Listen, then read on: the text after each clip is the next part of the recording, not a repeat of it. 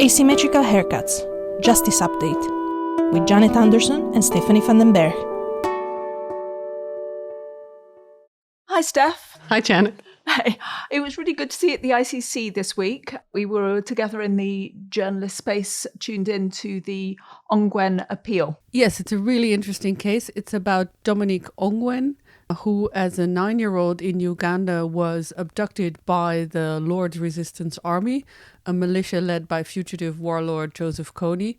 The LRA has terrorized Ugandans for nearly 20 years as it fought the government of President Yoweri Museveni from bases in northern Uganda and neighboring countries, as the Reuters blurb goes. Now, when Ongwen reached adulthood, he transformed into one of the LRA's most senior commanders, and that's why he was on trial in The Hague. And this was the appeals judgment, and that's after what the trial chamber has already said. They had found him guilty, and the appeals chamber confirmed that he was guilty and confirmed basically all the trial chamber decisions. They confirmed the trial chamber's findings that he was guilty on 61 counts of war crimes and crimes against humanity. And they confirmed that he would get a 25-year sentence, which by my rough calculations means that he will be spending another 15 years in prison at least, if you take into account the regular 1/3 deduction of sentence and the sentence he's already served. Yeah, but the actual reading of the summary, which was by Judge Luz del Carmen Ibanez Carranza, she also made quite a lot of her own dissenting opinion on part of what was decided, but there were also lots of interesting bits. But in the end, in her dissenting opinion, which was the last bit that came out, she basically thought not enough attention had been paid to his previous victimhood.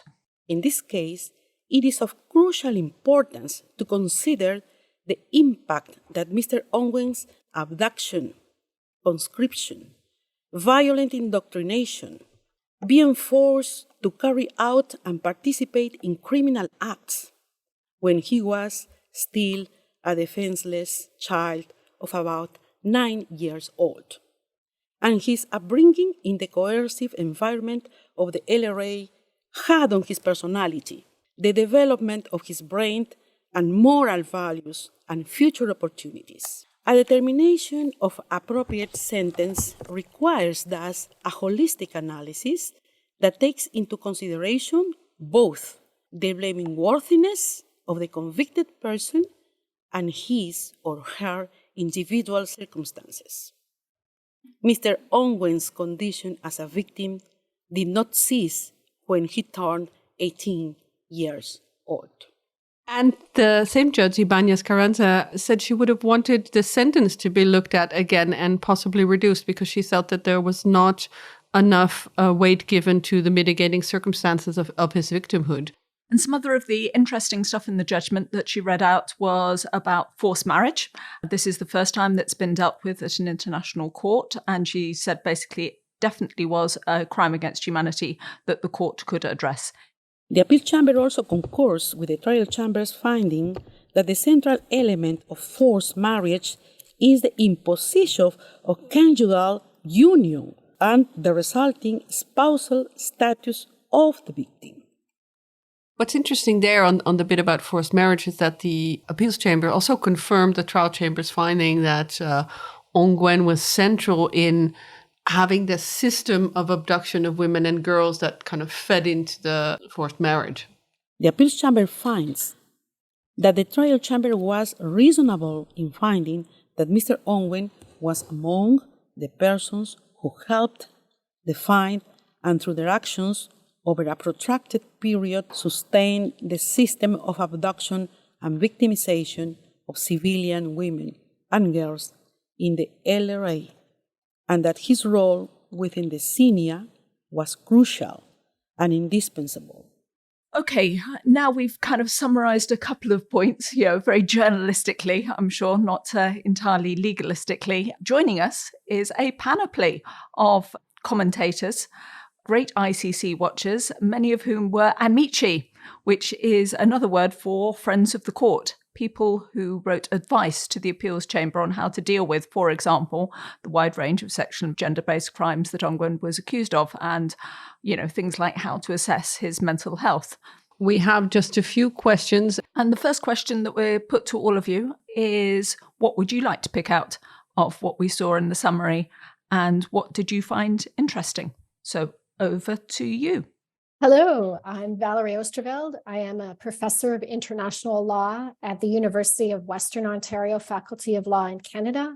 And I also appeared on behalf of a group of 9 amazing feminist activists, lawyers, and practitioners from around the world on the subject of forced marriage as an amici before the appeals chamber in February of 2022 on the issue of forced marriage. What I would like to pick out from the judgment is, of course, related to forced marriage. And I was pleased to see that the appeals chamber confirmed that Mr. Ongwen helped to define and sustain the LRA's system of abduction and distribution and victimization of civilian women and girls. Also, that the principle of nullum crimen sine lege, which is the principle that a crime needs to be a crime at the time that the acts took place that are alleged by the prosecutor, was not any sort of barrier in a finding that forced marriage had taken place and that Mr. Ongwen was responsible for it in various ways. In other words, that forced marriage was an other inhumane act at the time of the acts that were alleged against Mr. Ongwen. In terms of looking at the arguments on forced marriage in particular, the defense had argued that forced marriage is not a crime under the Rome Statute. And the appeals chamber firmly concluded that forced marriage is considered an other inhumane act as a crime against humanity within the Rome Statute. And this is important not only with respect to this case, but also with respect to other cases like the Al Hassan case that's ongoing right now, in terms of confirming that this was the right approach taken by the prosecutor. And the last thing I'll say at the moment is that the appeals chamber confirmed the understanding of forced marriage as an other inhumane act and indicated that the central element and the underlying act of forced marriage is the imposition of a certain status on a victim in which they're considered a spouse. And that doesn't need to be a spouse under formal law.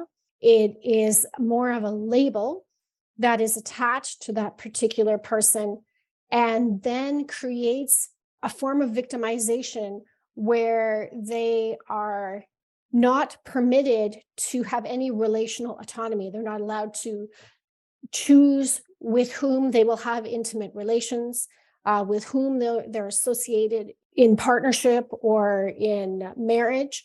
And then there's an associated constellation of human rights violations that are attached to that particular position. And that was really helpful because it distinguished forced marriage from other crimes listed in the Rome Statute. And in particular, they pointed out the difference with rape and the difference with sexual slavery. And I found that to be very helpful. Great. Thank you so much for that summary, Valerie. Who else would like to join in? Thanks so much, Janet and Stephanie, and hi everyone. Really happy to be here, part of this podcast. My name is Alix Villemin. I am the Advocacy Director at Women's Initiatives for Gender Justice. And something that I wanted to point out and that my organization is very sort of happy to see happen now is the jurisprudence, the sound set jurisprudence at the ICC now on a wide range of sexual and gender-based crimes. There were in the 90s so many feminist activists, very courageous people fighting for the inclusion of really progressive elements and crimes in the Rome Statute, such as something that I, together with the Global Justice Center, Amnesty International, and Dr. Rosemary Gray worked on, which is an amicus, as you indicated before, on forced pregnancy. It was a first that the Rome Statute had codified it, and now it's a first that an appeals chamber at the ICC level has given interpretation to that crime that will give us much sharper tools now to advance on the recognition and accountability of this particular type of violence. Happy to give all the rest of the details about our amicus and this crime, but I'll leave it at that for the moment. Thanks. Okay, and who else wants to go now? My name is Jocelyn Getching-Kestenbaum. I am professor of law at Cardozo Law School, and I direct the Human Rights and Atrocity Prevention Clinic. Our clinic, along with other amazing amicus participants, submitted a brief on sexual slavery and cumulative convictions. And that brief, while it wasn't cited, was also in a concert of these briefs that were advancing the sexual and gender-based crimes arguments. And my first reaction was, yes, some of these sexual and gender-based crimes have been recognized and detailed and defined in the ICC judgment, and the appeals chamber has really clearly laid out, especially the forced pregnancy crime and the other inhumane act of forced marriage. My first reaction was that our brief was kind of like Michael J. Fox when he landed in the barn in Back to the Future, because our brief wasn't cited. And I think it is ahead of its time in the sense that the court was not necessarily looking at issues that were outside of what the defense was specifically arguing, and our brief addressed that. And we can talk about the specifics of what our brief said, but my reaction was, great, these crimes that are asked to be briefed on and are being challenged have been confirmed in many positive ways, but there's still so far to go in terms of the ICC truly recognizing the full breadth and scope of gendered crimes and the way that crimes, even if they are not listed under the gendered listing of sexual and gender-based crimes, are still gendered, and how we need to be thinking about them so that we don't leave out harms, so that we don't discriminate against particular victims, survivors of gendered crimes. Let's ask also Lily if she wants to say something about what you thought initially of the verdict. Thanks so much for bringing us all together and all the different voices that were already kind of floating around. My name is Alexandra Lily Catherine. I'm the co-founder of the Emergent Justice Collective. I'd like to comment on the verdict and then the fact that the appeals chamber actually asked in the first place for amicus interventions on sexual and gender-based violence. And that really allowed an opening for feminist collaboration and feminist strategizing around the Ongwen appeals judgment. And I think before we celebrate the verdict, we should celebrate that opening and also speak about and reflect upon both how this has worked really well, but second, how we can kind of make it better in the future and what we learned from that. So regarding the verdict itself, first, I think it's really amazing that there was a specific kind of discussion on both forced marriage as an other inhumane act, as well as forced pregnancy. That really confirmed everything we had hoped for, and according to the incredible work of the related amici groups. But my main applause really goes to that opening that was provided by the appeals chamber to have expert voices, but also voices that are experts in their own way and maybe non-traditional way, to contribute to the learnings and understandings of harm of the appeals chamber. Oyok, if you feel comfortable commenting, I was wondering how you followed the verdict, if you followed it, and what was interesting for you in it from a kind of the non-lawyerly but Ugandan perspective. My name is James Ojok Konono. I'm a poet. I have a poetry book called Justice in the Hague, which deals with post-conflict northern Uganda. And basically, the lead poem talks about the trial of Dominic Ongwen. I'm not a lawyer, but I'm a writer, and I've been a practicing journalist for the last over 7 years in northern Uganda. I'm speaking from Gulu. For me, my reaction was that what wasn't disappointing for me was the view that finally, at least one of the opinion of the judges has been clear that Dominic Ongwen has been a victim, and being a victim, even if you turn 18 years of age, doesn't wrap that away, even though that is not the center or the epitome of the judgment. But for me, that wasn't disappointing, because the truth is, when you interact with other victims, of course, you'll understand that most of these victims were conscripted into the rebel forcefully. Majority of them went into this rebel group forcefully, and nobody wished to be there. And based on the setting of the LRA and other things. But again, my disappointment is that the fact that the ICC cannot attach spirituality as part of the evidence in this trial is a very big thing, because as much as we talk about the ICC is really happy to to say the Sinai, Dominic Ongwen has been part of the Sinai Brigade. The Sinai Brigade itself is an issue of spirituality. So that is still my disappointment. But my reaction was, well, I think that is justice to the case location people, and that has to be respected, because that means the people of Lokodi, the people of Abok, the people of Pajule, where are the case location? At least this is what they've been waiting for, and they've been praying that this doesn't turn upside down. So for me, this has been something very important, because however much there are few, but justice has been delivered to the people in the case location area. The question of the other victims for another day. Thank you. Thank you. The four names that you referred to in Uganda are, of course, the locations of internally displaced persons camps who were attacked by Ongwen, and they form a crucial part of the charges against him. And now you talk of, or the part that's disappointing for you in the judgment, and we wanted to turn to our other panelists if there are bits that they found disappointing. Jocelyn, go ahead.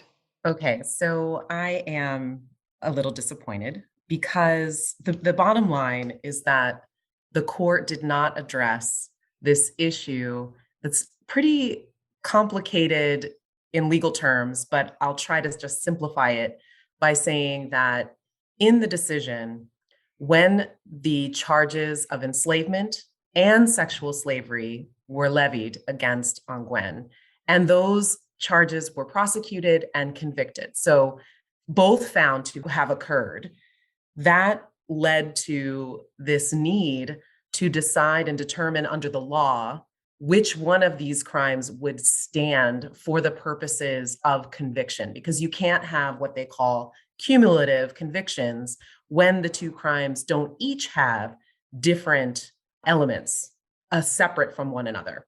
And so in this case, what the court found was that sexual slavery, because according to the court, it's the more specific crime, would then stand while enslavement drops out. This is an absurd result if you think of it conceptually, because enslavement is the crime, and sexualized slavery, sexual acts, are indicia of exercising powers of ownership over a person. It's kind of a specific way in which you can exercise ownership powers over a person. And if you think about it conceptually and historically, slavery has always included sexualized control over someone's autonomy, because it's control over the entire person. And so to say that then a victim survivor would have to prove that they were held out or they were caused to engage in an act of a sexual nature, that forces a victim to have to prove more than what they would have to prove anyway. And then that crime stands, whereas the enslavement, which is really encompassing of every act of control and ownership over a person, drops out. And so that was very disappointing. The defense did not raise this issue. And so our amicus brief tried to bring that into the appeal for the court's consideration, and the court didn't go there. And so that, to me, was the biggest disappointment, because sexual slavery is enslavement. And when you drop out enslavement, you have a whole host of survivors, if they're not caused to engage in a sexual act, but otherwise their sexuality, reproduction is controlled. They are not considered to be at the same level of victimization as someone who was basically raped in the course of their enslavement. I see a few nods going around. Maybe some people would like to join in on that. Louise, what would you like to say? My name's Louise Arimatsu, and I'm with the Centre for Women, Peace and Security at the London School of Economics. So I'm in full agreement with what Jocelyn's just said. In particular, I sort of think about it in the context of the military tribunal, the women's tribunal, the Tokyo tribunal, that was held by civil society, involving my colleague Christine Chinkin some 20 years ago, where the issue of sexual enslavement came up. And here's my question back to Jocelyn. How then, as feminists, what do you think the barriers might be here? And how do we help courts to overcome these barriers in order to get a result that more accurately reflects what it is that victims have actually experienced? How do we do that as feminists? So that is a really great question, Louise. I feel that we've got a ways to go. And, I think that's the great thing about feminist organizing and reflexive feminist work is that we celebrate the positives, we celebrate the wins, and then we say to ourselves, how can we do this better? Who at the intersections is being erased by what we are furthering? And being, introspective about that, and then trying to see how the law, which is a limited tool, really, how the law can address better the harms. How can it be more understanding of harms, especially harms that are less visible? And we know as feminists that harms against women and girls and those who are gender nonconforming are less visible, are rendered invisible, and are in fact at those intersections. And so for me, it is about interrogating who's not at the table, who do we need to bring to the table, how do we characterize harms without invisibilizing some of those identities at the intersections or at the margins. In the case of enslavement and sexual slavery was a harm that was being rendered invisible in conflict and even outside of conflict. We all know this. And the feminist movement that was pushing for this particular enumeration of the crime in the Rome Statute needed to push for that movement. And we are standing on their shoulders. At the same time, we now are evolving to understand better that all international crimes are gendered in their perpetration. Enslavement being totally misunderstood and ahistorical, largely because we have this myth of international law that we successfully abolished slavery and the slave trade. And so we need to go back and rethink, what is this crime? How is it gendered? How does it manifest? And who does it affect and how? And I think that reflexive feminist thinking is exactly where we should go from here. Alexandra, Lily, Katha, would you like to say anything? Yes, I would like to build on what Jocelyn had said and also go back to Louise's question. How do we move on from there, and how do we move on in a feminist intersectional way that includes the harm of everyone, right? And I think this is also a moment to be realistic about the fact that sexual slavery in application has been applied to only consider heteropatriarchal male-on-female rape in practice. And this is a moment of realization and stepping back where we can do both. We can acknowledge the feminist work of the past while saying we need to take a different one walking into the future. And that can both stand.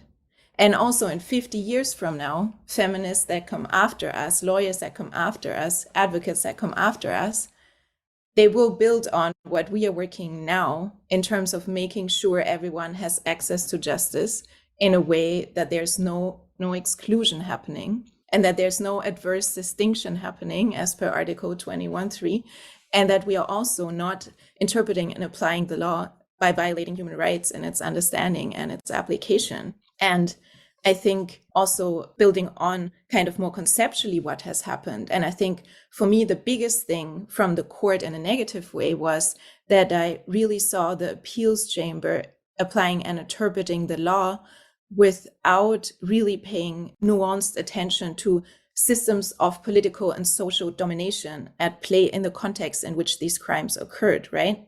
We heard that Dominic Ongwen himself was abducted and enslaved and made a child soldier, and maybe in the context of this also experienced sexual violence. And I think the statement is right that the victimhood does not cease, but also the impact of the crimes and harms he has experienced does not cease. And there just has been no meaningful and nuanced and context-specific engagement with this. And this also carries through in the way the harms against survivors and victims that have testified is being taken into the courtroom and also reevaluated by the appeals chamber. And as Jocelyn said, there are children, both boy children and girl children, that in a way they have not been fully seen and how their sexuality has been harmed in the context of their enslavement because of the reductive and binary understanding of enslavement on the one hand and sexual slavery on the other. And the fact that the Ting Ting girls, and we wrote about this in our brief, right? They have maybe not been sexually violated in terms of an act of a sexual nature in the context of their enslavement, but their sexuality and the way the sexuality developed over time was definitely watched by the perpetrators who enslaved them.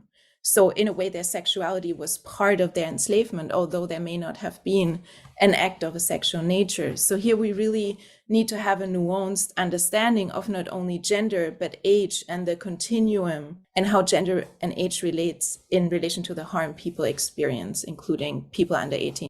Before I give the floor to Valerie, I just want to clarify for the readers who are not all up in LRA Uganda lingo. The Ting Ting girls are children who were abducted and were very young and basically put to work to do kind of household chores for commanders and army units. Valerie, go ahead. Building on what Lily and Jocelyn have said, so many feminists in the past have worked hard towards surfacing different aspects of gender as a socially constructed norm.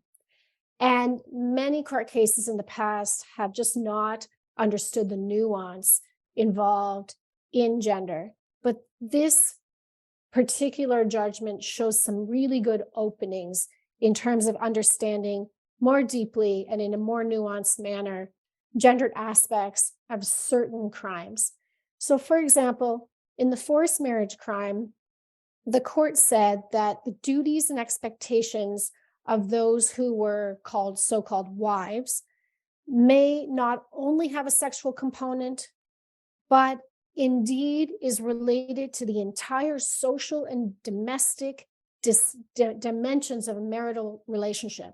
So in other words, the court was understanding this larger context in which those who were subjected to forced marriage sit, and that it was a structure that was systematic.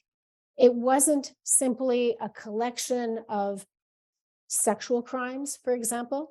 They understood that it was much more than that it had to do with the gender dimensions of the assumptions that go around the forms of relationships that were called wives. And I think that is a really positive opening, but yet there's still much more to do. Jocelyn, you had your hand half up. Did you want to add something? So I was piggybacking off of what Lily was saying, just to two-finger comment that in addition to the Ting Tings not being recognized as sexualized slaves or enslaved in a sexual way, it really was also, there were acts of sexual nature. It's just they weren't rape or heteronormative rape, male on female rape.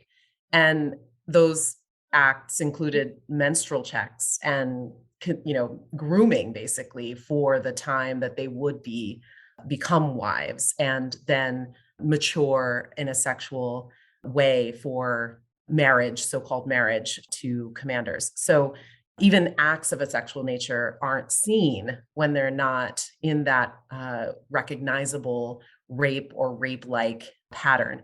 But I think we moved past that because I feel like in thinking about, Valerie's comment about how far we've come, we really have come so far. And this case does demonstrate how far really the court has come. It's just our job, right, as activists, as lawyers, to be ahead of the court, to consistently remind them where we still need to go. Just to bring this discussion also a little bit back onto the ground, Lorraine, I see that you've joined us. Is there something that you would like to add, if you would like to, on how on the ground there may be this kind of enduring harm to the women, mainly women, some men who have experienced the sexual and gender-based crimes on the ground? I'm Lorraine Smith Van Lin, and I am the founder and executive director of Talawa Justice for Women. I'm actually in Jamaica, but I'm not at the beach. I promise you, I'm here for not so good reasons.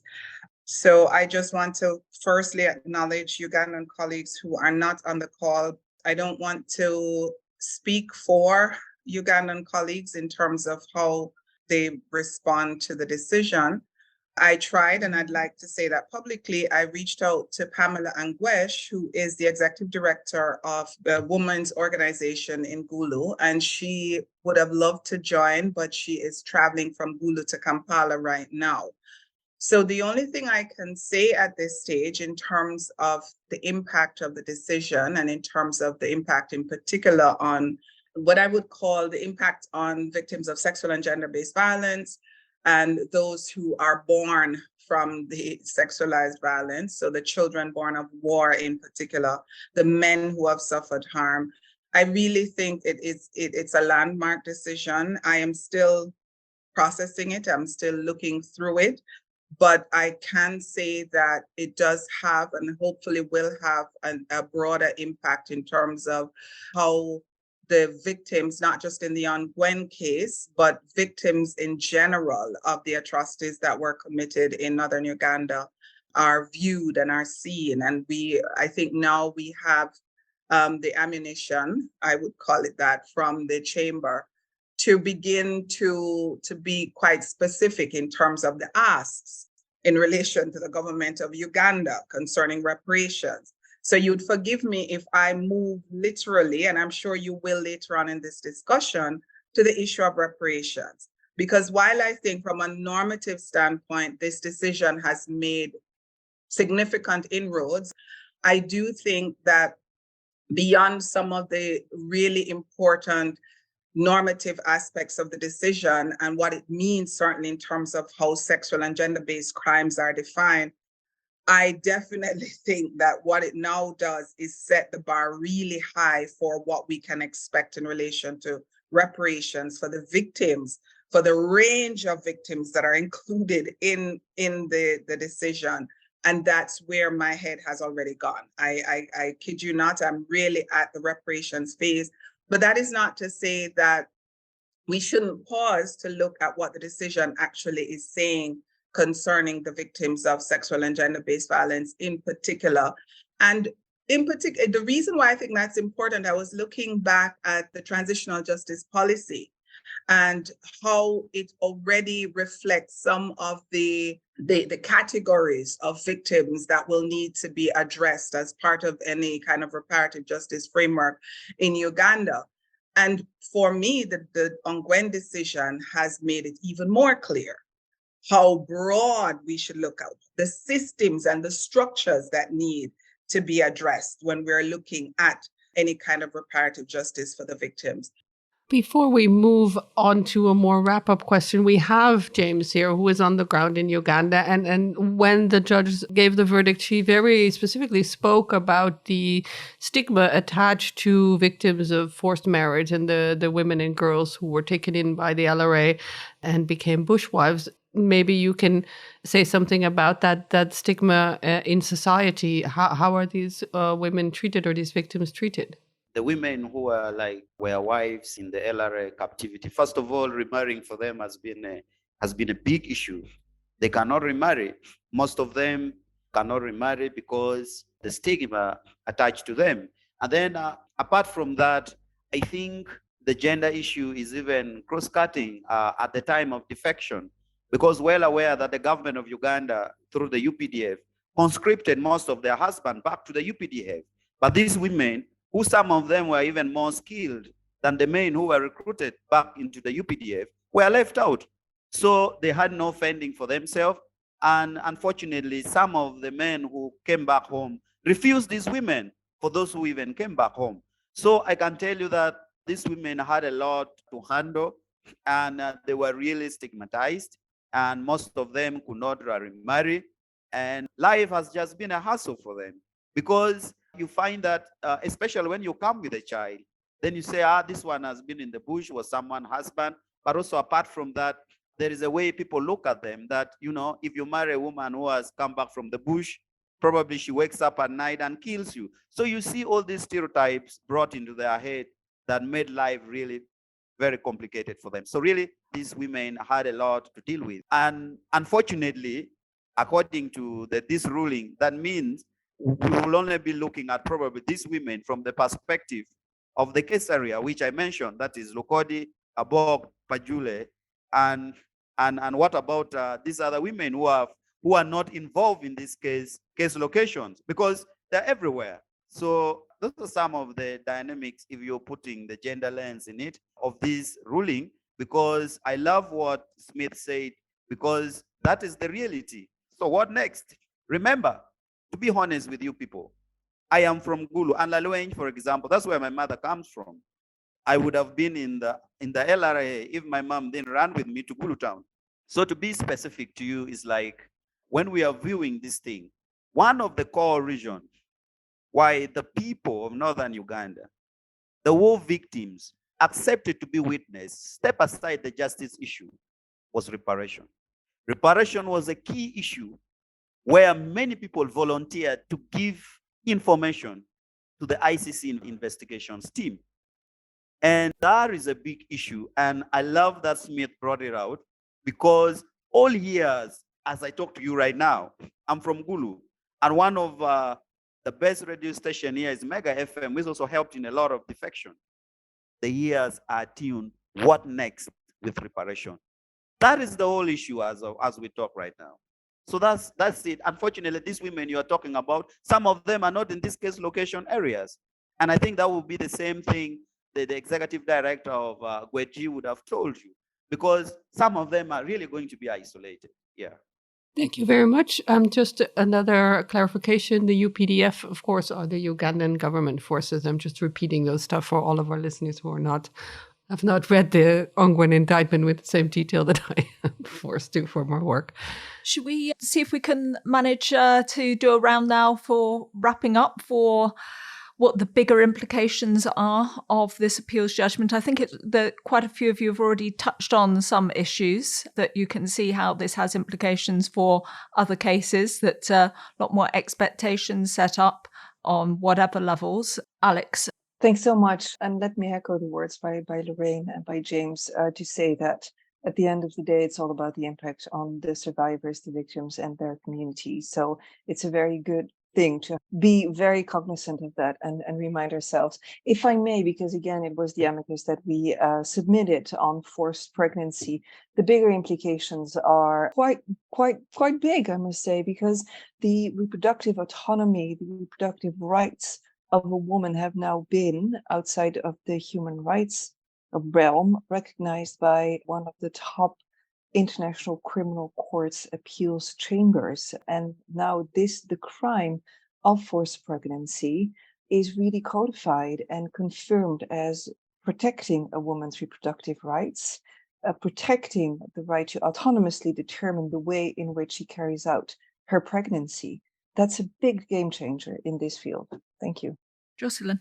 Now let's hope that they can also see the indicia of forced pregnancy as indicia of enslavement. What I would want to also build upon is something that Lorraine spoke eloquently about systems and about structures. I think the court is starting to get more nuanced to be able to address systems and structures, and especially for the purpose of recognizing when things are systematic and widespread for crimes against humanity. But some of those systems and structures are not able to be recognized. And we saw in this particular judgment a lot of talk about the abduction and distribution system.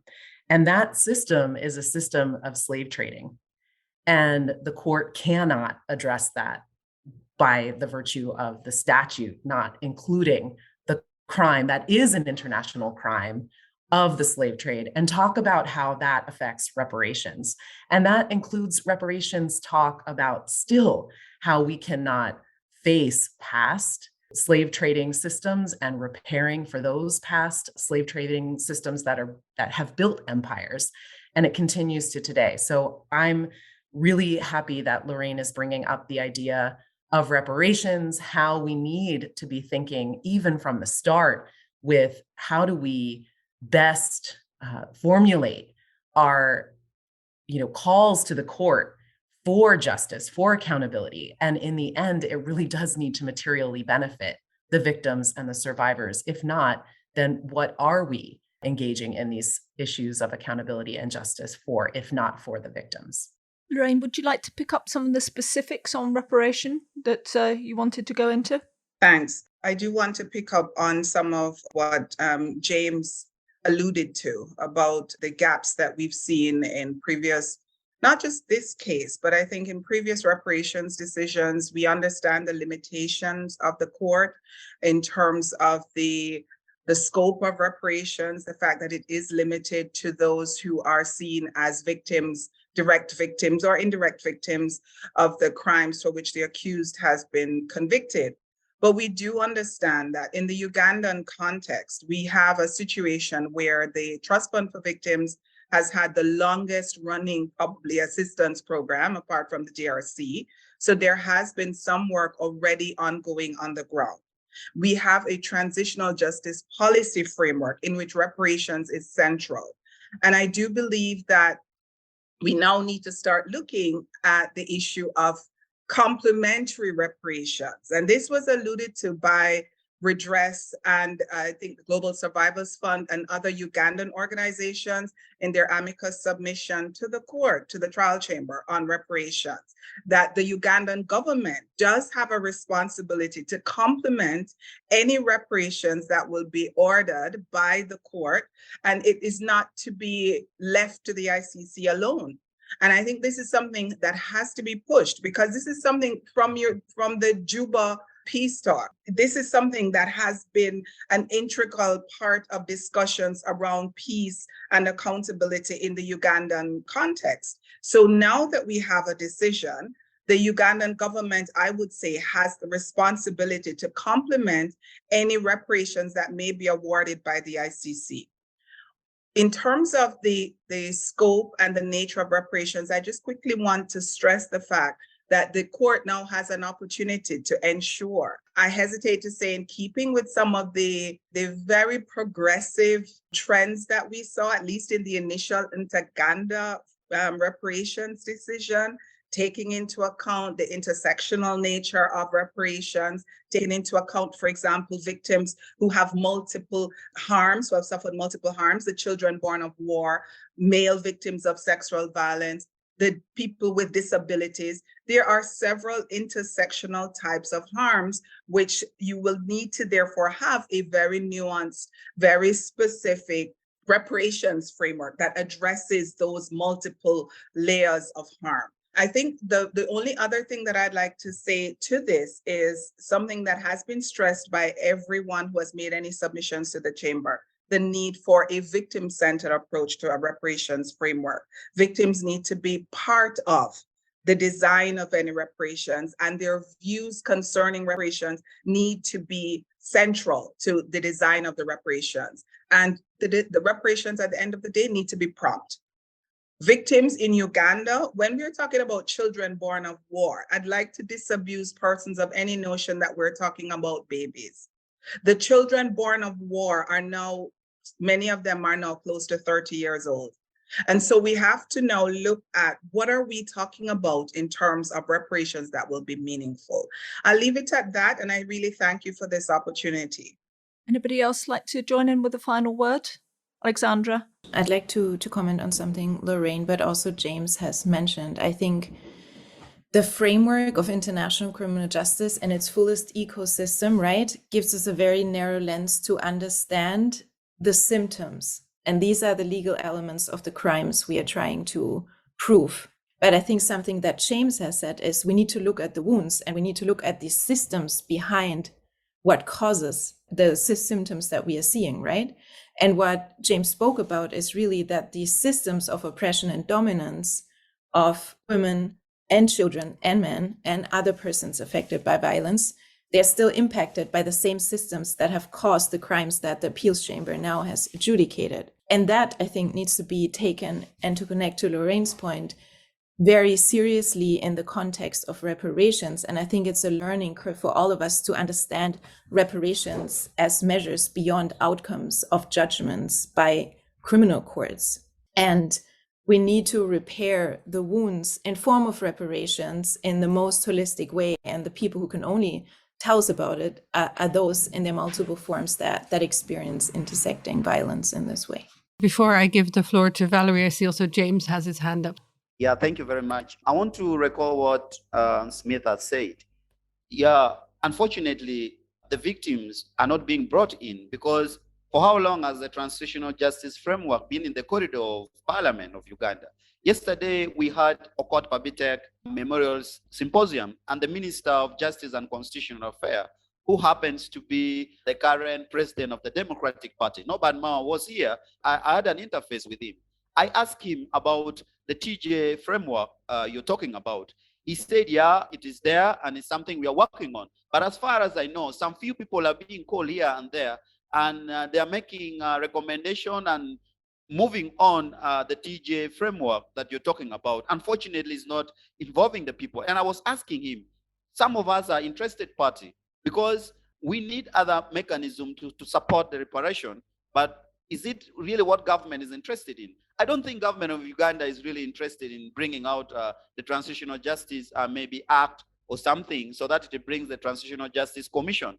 Because in most cases, the government has been on record that this is not a priority. The priority for Uganda, according to the government, has been the road, has been the current oil which we have, and those are some of its priority. And transitional justice issue has never been a priority of government. So unless maybe we put in some maybe activism or some bold awareness based on this judgment now for the war victims, then probably, yes, maybe something can be done. But as we talk right now, we have a cold hand from the government of Uganda because they're not taking this as a priority. In response to the children born in the LRA captivity, yeah, it's true, they're already adult, and some of them have become street gangs. There are narratives on Ago. There is a specific idiom or word which has already been put in Gulu, which is called Ago. It's AGW, is an Acholi word, which has been given to some of these children of war on the street. So it's true, they have become, most of them have become street gang. Most of them also studied. It is not also true that all the children that came out of captivity have nothing. Some of them studied and some of them are in good position, they are working, but that doesn't remove away the fact that they came out of war. So when we are talking about the transitional justice system, we also need to make a redesign on how we can make government take interest. Otherwise, as of now, this is not a priority to government of Uganda. And let's turn finally to Valerie to say what she sees as the broader implications of this judgment. This appeals judgment is another step in the process of surfacing gendered and intersectional harms, and another step in bringing more nuance, more sophistication, and deeper understanding of these harms. And what I saw in this particular judgment is a confirmation that it's really important to understand the big picture of sexual and gender-based violence and of the role of gendered norms in a wider sense over time in order to contextualize and see the patterns of conduct and of harms that have taken place in this particular conflict and by this particular accused and those that he had control over. What this does is set the bar higher, just as the Antaganda case before it set the bar higher for understanding in this more sophisticated manner the role of gender within society, within international criminal law. And it does so by pushing up the understanding so that in the next case, so whether the next decision that comes out is in Al Hassan, for example, or another case, then it builds on it. So I see this as a really important development, but certainly not the end. We're really still at the beginning with the ICC. Thank you for summarizing that, Valerie. Just again, with my Stephapedia in Taganda, of course, is the case of a Congolese warlord who was convicted to 30 years, I think, for war crimes and crimes against humanity, which set some bars for reparation and also the convictions. Now, we want to invite you all to stay on for another couple of minutes if you have time, just to answer our traditional last question, in case any of you would like to, which doesn't really fit with the rest of the podcast, but, why not? Is there anything that you would like to suggest for people to read, listen to watch as we go into a break from our podcast over the next few weeks. We won't be recording or putting anything out after this one for another couple of weeks while we do something else. What's on your bookshelves? What's in your Netflix queue? What would you like to suggest that we listen to? James, tell us about your book. Should we buy it? Where do we buy it from? My book, Justice in The Hague, basically raises the issue of the other victims. For now, I think there has been basic publication by Justice and Reconciliation Project. JRP did a lot of work in documenting the war. And I think there is also a thesis by a Canadian called Children Born Out of War. You can look for that. And then one important book that I would recommend all of you to look for is called The Companion of Conflict in Uganda. Has been done by Refugee Law Project. This one put into context most of the conflict in the Uganda and how it affects Uganda as a whole. It goes beyond the LRA. So those are some of my recommendations. Great. Thank you so much, James. Anybody else like to join in with some recommendations, maybe beyond Uganda? Jocelyn? Well, this is not beyond Uganda, but something that was on my bookshelf recently is Decolonization and Afrofeminism. It's the most recent book by Ugandan feminist Sylvia Tamale, who's a professor at Makerere, and she's just fantastic, and everyone should be reading everything that she's written, but that's her most recent book. And Lily, do you have anything that you're watching, listening, reading to that you would like to recommend? I mean, connecting to what Jocelyn said, Sylvia Tamale was quoted in a piece that myself and Angela Mudukuti wrote on the feminist process on intervening in Ongwen, and the importance to recognize how coloniality shows up in the way the law is being interpreted and applied, but also sometimes in the way we organize around intervening and making our own legal arguments and workings around that. So I encourage everyone to dive into this, as we all collectively have a lot to unlearn and learn ourselves. Something that's also interesting is a Netflix series called The Dissidents, which is about learnings about the transatlantic slave trade, enslavement and slavery of persons and its effects until the present day. Anybody else want to join in? Valerie? I would recommend that everyone take a look at a recent article by Miriam Denov and others, and it's from the International Journal of Human Rights.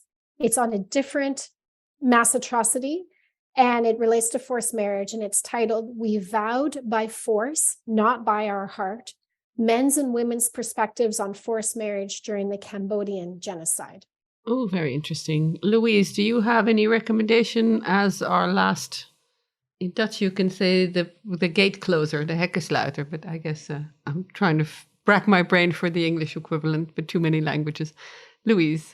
Okay, so I was going to pitch a little documentary that my colleagues and I put together as part of a project, and it can be seen on our website. That's the Women, Peace and Security website.